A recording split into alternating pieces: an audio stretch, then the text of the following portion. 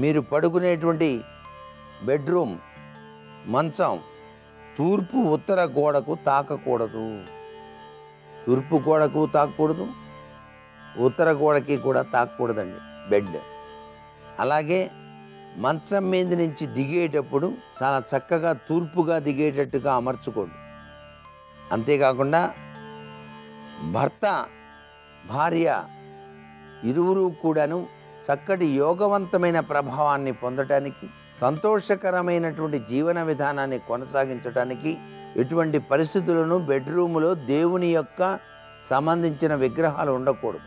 అలాగే పడుకునేటప్పుడు శిరస్సు మాత్రం దక్షిణం వైపు ఉంటే చాలా మంచిది, లేదా పడమర వైపు కూడా పెట్టకోవచ్చు. ఉత్తర దిశగా మాత్రం ఎటువంటి పరిస్థితుల్లోనూ పెట్టుకోకూడదు. దానివల్ల నిద్ర పట్టకపోవటం, పీడకలు రావటం ఇత్యాది సంఘటనలు జరుగుతూ ఉంటాయి. బెడ్రూమ్లో బీరువాలు, చెప్పులు వంటివి కానీ, అలాగే తిరగని వాచీలు ఇట్లాంటివి ఏమీ ఉండకూడదు. ఆహ్లాదకరమైన చిత్రాలు మాత్రం మీ యొక్క బెడ్రూమ్లో గోడకి తగిలించుకోవచ్చు. అందమైన రంగుల్లో ఉన్న సింథటిక్ ఫ్లవర్ ఫలాలు అనేటువంటివి కూడా మీ బెడ్రూమ్లో ఉంచుకోవచ్చు.